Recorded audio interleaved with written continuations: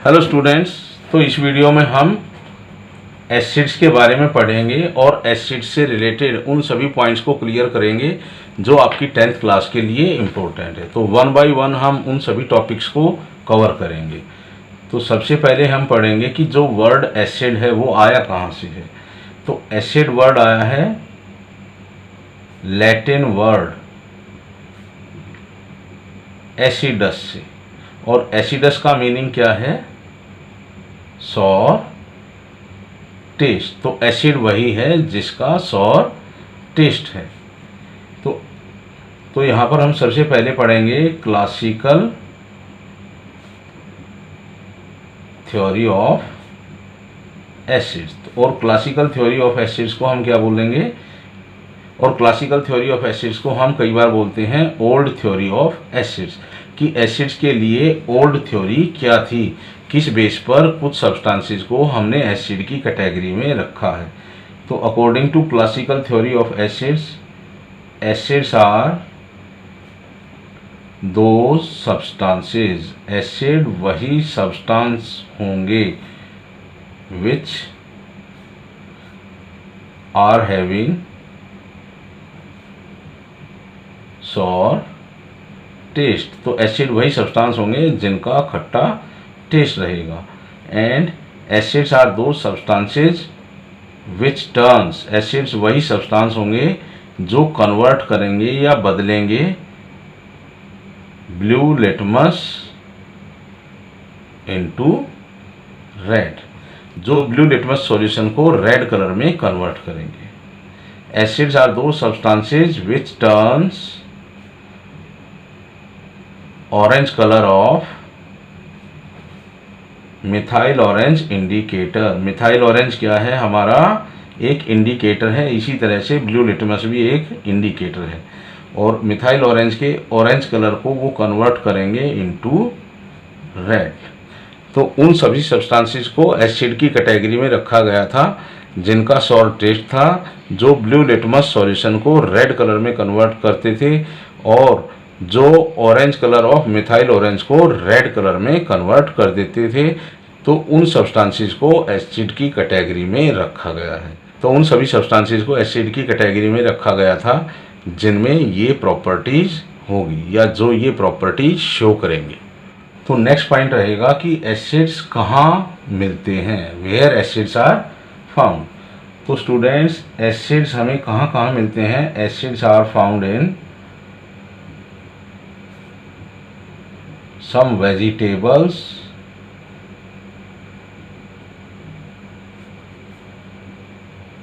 fruits and some animal products। तो acids हमें कहाँ कहाँ मिलते हैं? एसिड्स हमें मिलेंगे वेजिटेबल्स में, फ्रूट्स में, और कुछ एनिमल प्रोडक्ट्स होंगे। तो यहाँ पर मैं कुछ एग्जांपल्स दूंगा, वो कौन कौन सी वेजिटेबल्स, फ्रूट्स और एनिमल प्रोडक्ट्स रहेंगे। तो जैसे हमें एसिड मिलता है ऑरेंज से, क्योंकि ऑरेंज का क्या टेस्ट होता है? खट्टा टेस्ट होता है। और एसिड हमें किस में मिलता है? लेमन में,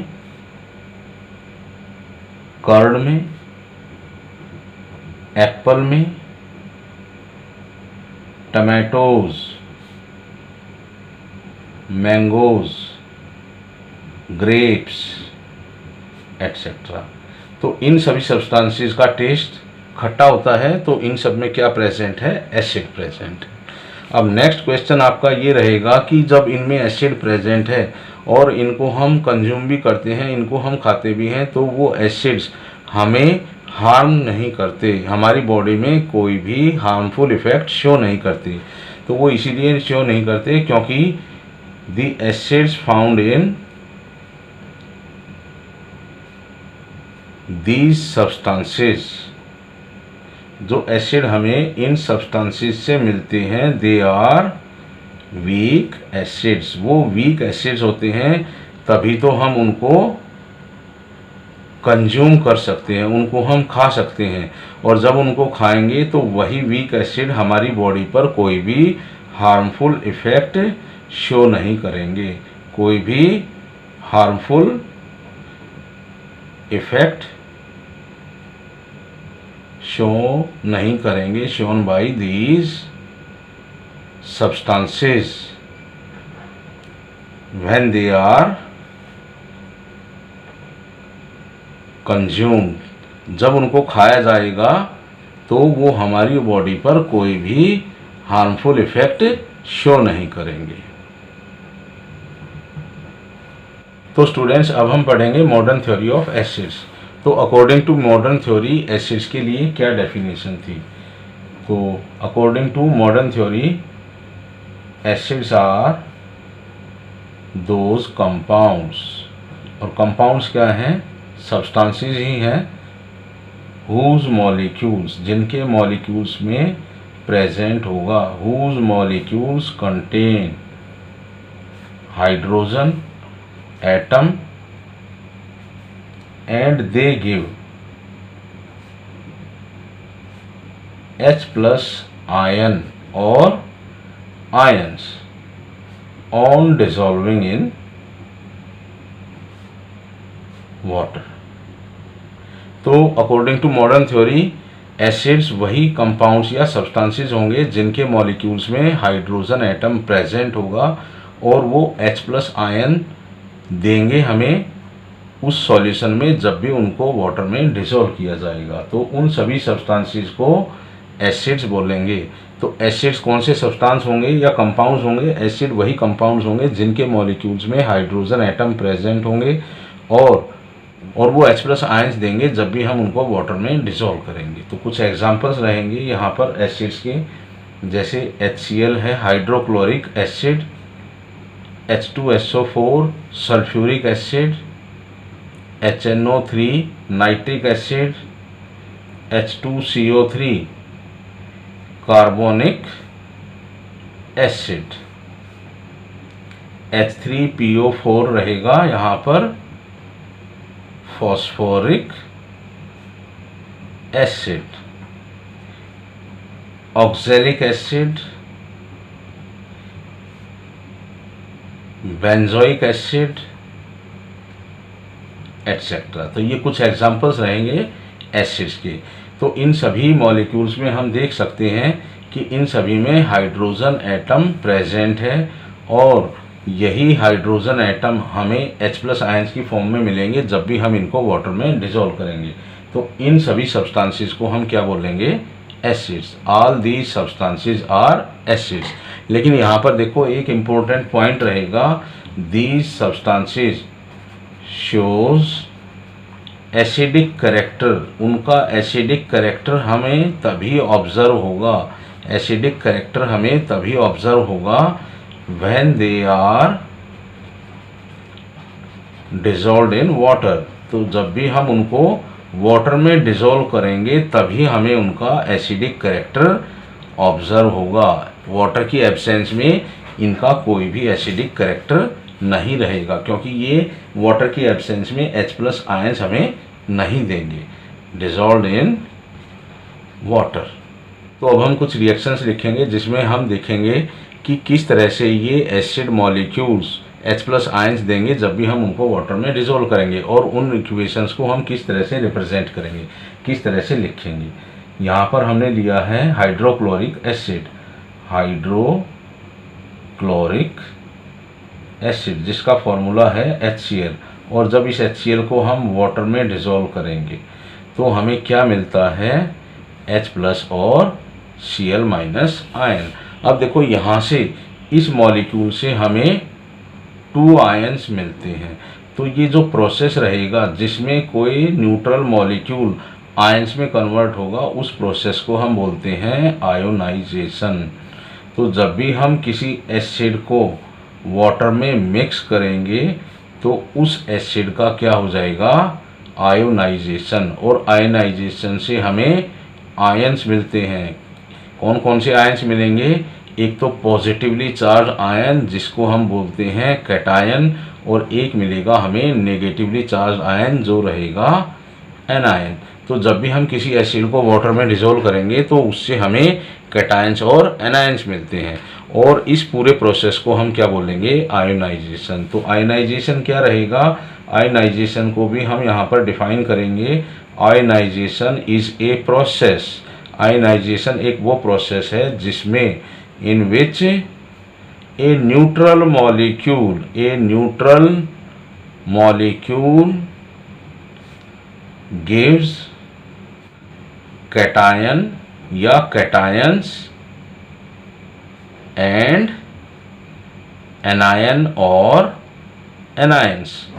या तो हमें एक कैटायन एक एनायन मिलेगा या कुछ कैटायंस या एनायंस मिलते हैं, तो उस पूरे प्रोसेस को हम क्या बोलेंगे, आयनाइजेशन। तो आयनाइजेशन में क्या होगा, किसी न्यूट्रल मॉलिक्यूल का आयंस में कन्वर्ट होना, और वो आयंस कौन से होंगे, कैटायंस एंड एनायंस। तो स्टूडेंट्स ये चीज़ ध्यान रखनी है कि जब भी हम किसी एसिड को वाटर में डिसोल्व करते हैं तो उससे हमें कैटायंस और एनायंस मिलते हैं, और उस प्रोसेस को हम बोलेंगे आयनाइजेशन। तो स्टूडेंट्स यहाँ पर एक और इम्पोर्टेंट पॉइंट रहेगा। तो स्टूडेंट्स जब भी हम किसी एसिड को वाटर में डिसोल्व करते हैं या मिक्स करते हैं तो उससे हमें H+ आयन और कोई एनायन मिलता है। तो क्या ये H+ आयन इसी फॉर्म में वाटर में एग्जिस्ट करता है? नहीं, H+ आयन उसी फॉर्म में एग्जिस्ट नहीं करेगा in aqueous solution. Aqueous solution क्यों बोल रहे हैं हम इसको, क्योंकि हमने किसी सब्सटेंस को वाटर में डिसोल्व किया है। तो किसी भी सब्सटेंस को जब हम वाटर में डिसोल्व करते हैं तो उससे जो सॉल्यूशन मिलता है उसको हम बोलते हैं एक्वस सॉल्यूशन। तो उस एक्वस सॉल्यूशन में क्या H+ आयन इसी फॉर्म में एग्जिस्ट करेगा या रहेगा? तो इसका आंसर रहेगा हमारा no. So H+ ions cannot exist as such in aqueous solution। तो ये किस फॉर्म में रहेगा? तो H+ आयन एग्जिस्ट करेगा and it exist in the form of H3O+ ion. तो ये किस फॉर्म में एग्जिस्ट करेगा? H3O+ ion. और इस H3O+ आयन को हम क्या बोलेंगे? हम बोलते हैं इसको हाइड्रोनियम आयन। तो ये आयन रहेगा हाइड्रोनियम आयन। तो ये H+ आयन हमें उस सॉल्यूशन में हाइड्रोनियम आयन की फॉर्म में मिलेगा। तो ये हाइड्रोनियम आयन की फॉर्म में किस तरह से कन्वर्ट होगा?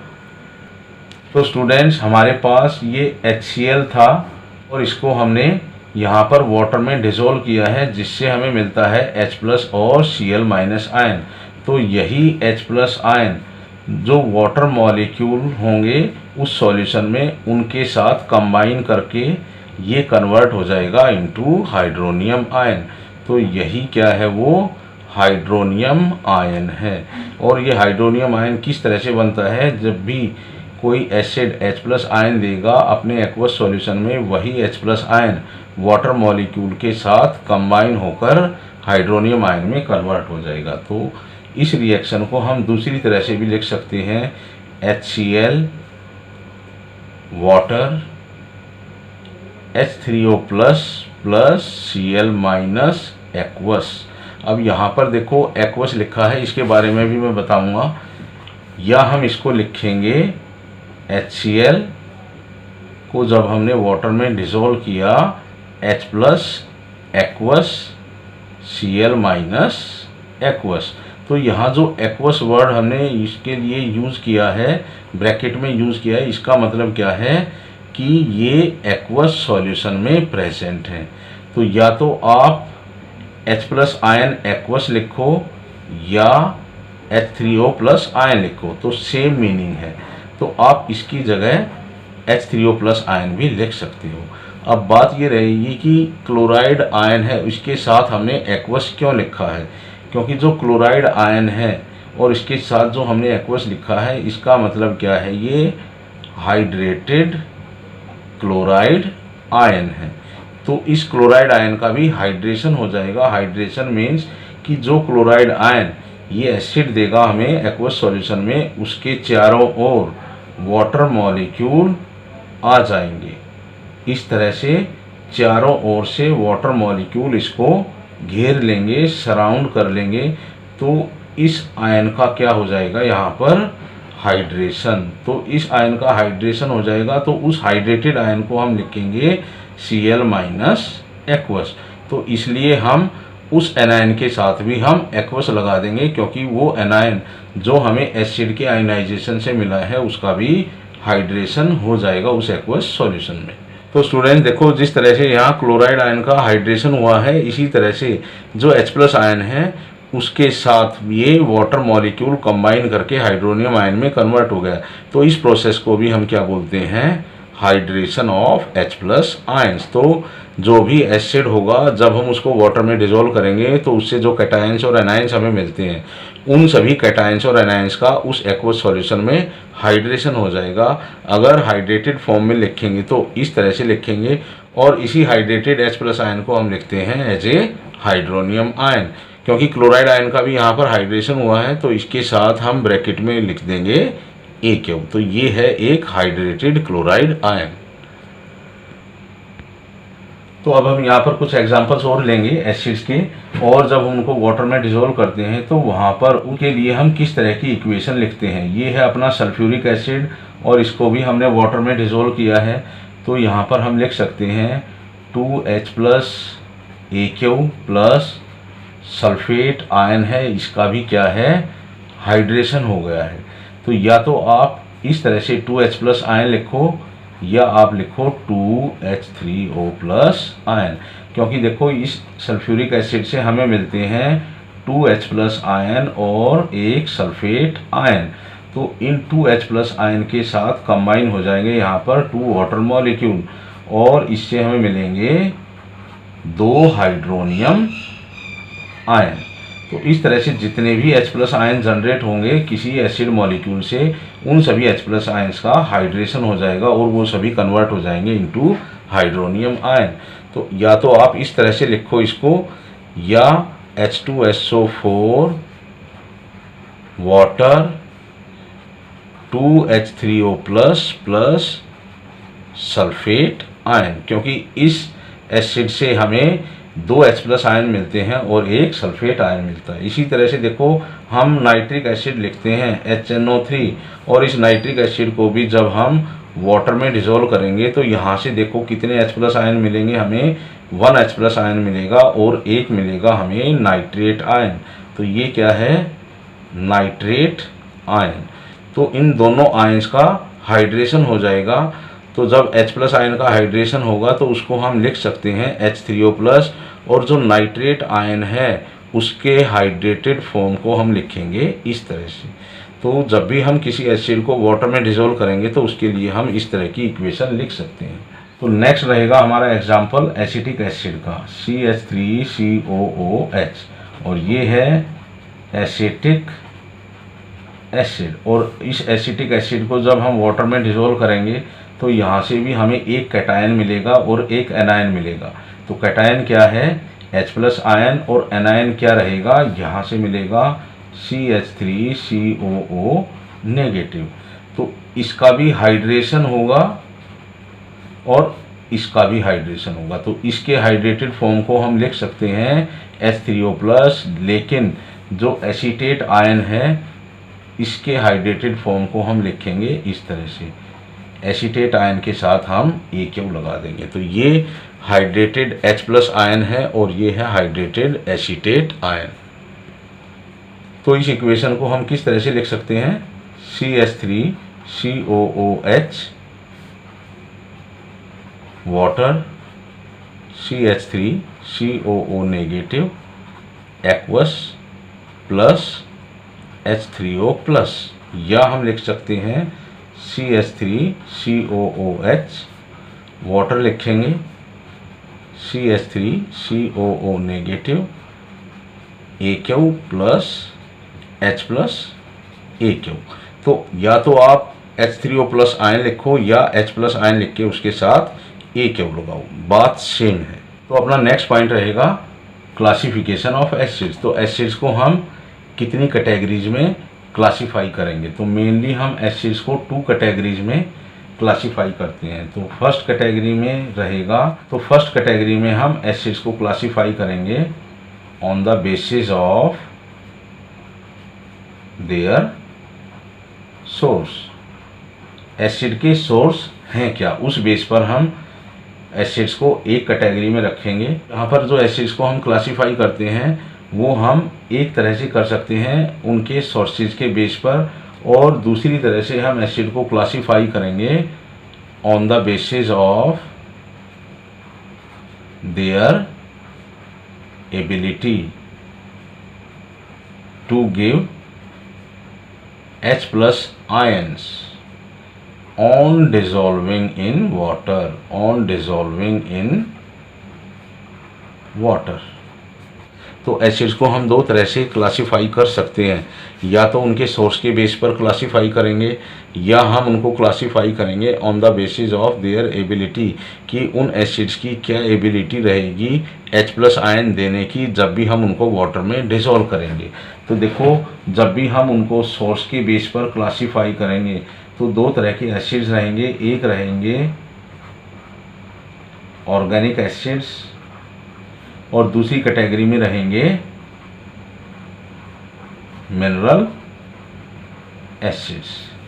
तो जब भी हम एसिड्स को सोर्स के बेस पर क्लासीफाई करेंगे इनटू टू कैटेगरीज, तो दो तरह के एसिड्स रहेंगे, organic acids and mineral acids. तो ऑर्गेनिक एसिड्स की कैटेगरी में वो सभी एसिड्स आएंगे विच आर ऑब्टेन्ड फ्रॉम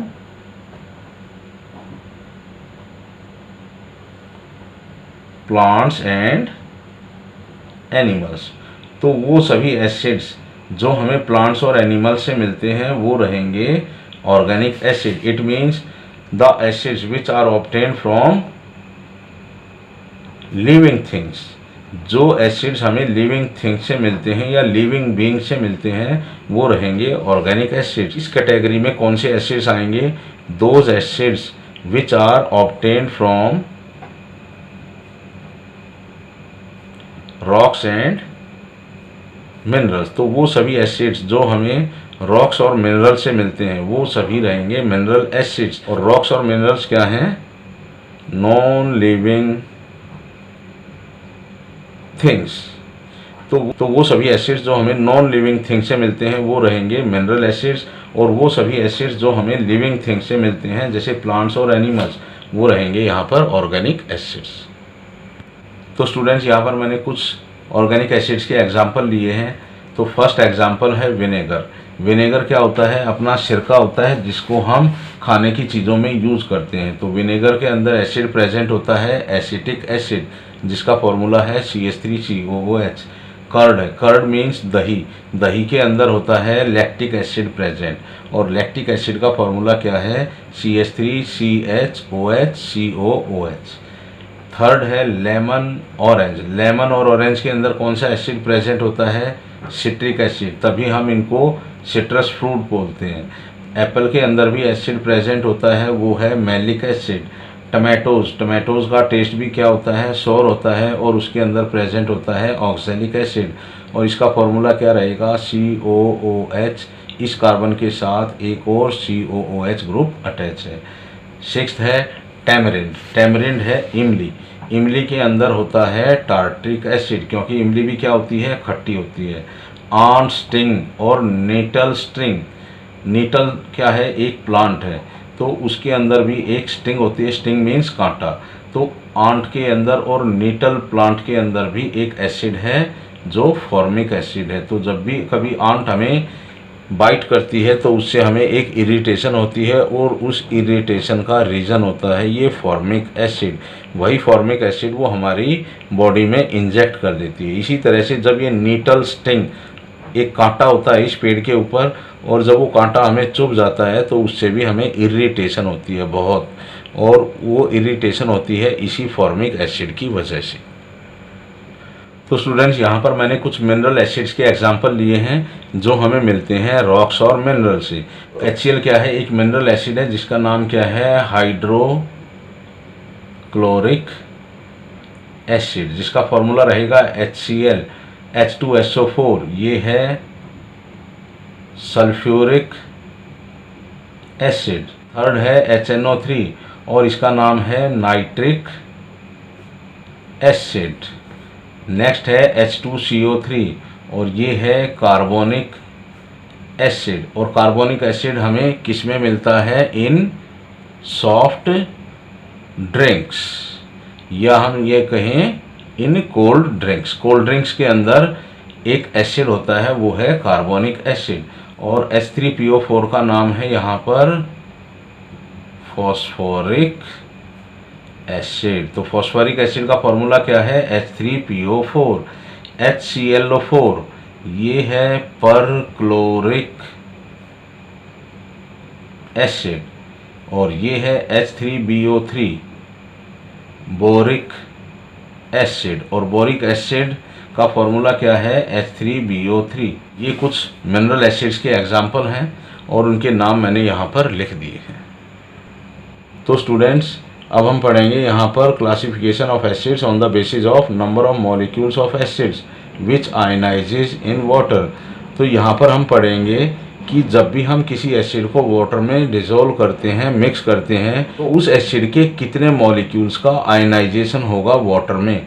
तो उस बेस पर हम एसिड्स को 2 कैटेगरीज में डिवाइड करेंगे, strong acids and weak acids. तो स्ट्रॉन्ग एसिड्स कौन से होंगे? स्ट्रॉन्ग एसिड्स वही एसिड्स होंगे whose maximum number of molecules undergo ionization in water। ionization in water।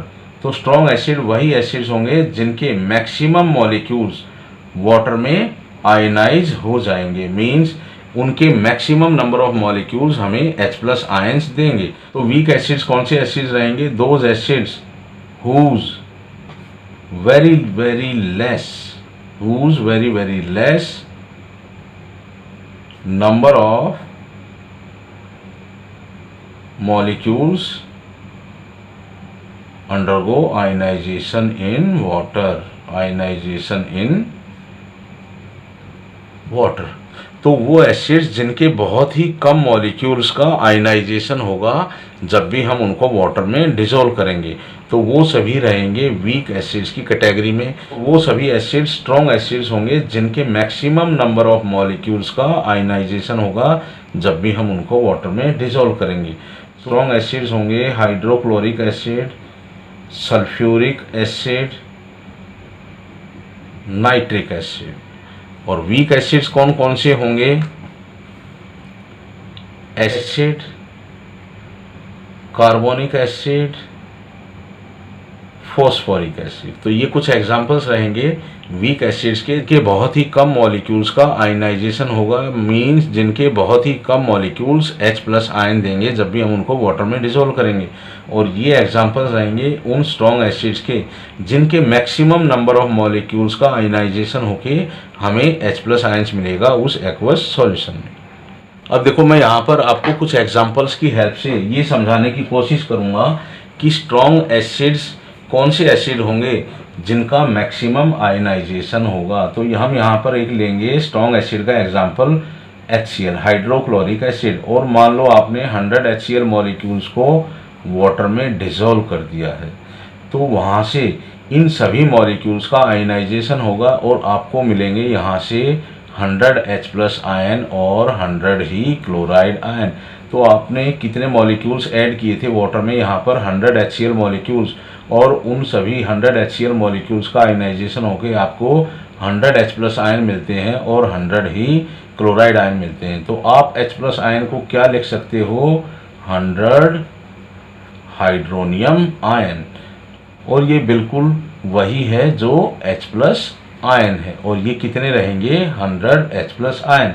इसी तरह से आप जब भी सल्फ्यूरिक एसिड मॉलिक्यूल को वाटर में डिसॉल्व करोगे और वो आपने मान लो 1000 मॉलिक्यूल्स ले लिए हैं, और उन 1000 मॉलिक्यूल्स को जब भी आप वाटर में डिसॉल्व करोगे तो आपको यहाँ से कितने H+ आयन मिलेंगे? 2000 H+ आयन, और 1000 ही आपको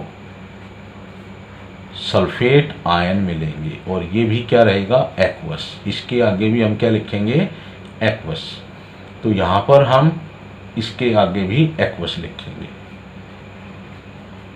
तो आपने देखा कि जब हम 1000 H2SO4 मॉलिक्यूल्स को वाटर में डिसॉल्व करेंगे तो आपको 2000 H+ आयन मिलेंगे और 1000 सल्फेट आयन, क्योंकि जब आप एक सल्फ्यूरिक एसिड मॉलिक्यूल को वाटर में डिसॉल्व करते हो तो आपको एक मॉलिक्यूल से कितने H+ आयन मिलते हैं, 2 H+ आयन मिलते हैं। तो आपको 1000 मॉलिक्यूल से कितने H+ आयन मिलेंगे, 2000 H+ आयन्स। तो इसी तरह से हम अब बात करेंगे कि मान लो आपने यहाँ पर 10 HCl मॉलिक्यूल ही वाटर में ऐड किए हैं, तो आपको 10 ही H+ आयन्स मिलेंगे, 10 H+ आयन और 10 क्लोराइड आयन मिलेंगे। तो इसका मतलब जितने मॉलिक्यूल आपने वाटर में मिक्स किए थे उन सभी मॉलिक्यूल्स का आयनाइजेशन हो गया। तो इसका मतलब ये दोनों क्या हैं, ये strong acid. So strong acids undergo almost complete ionization.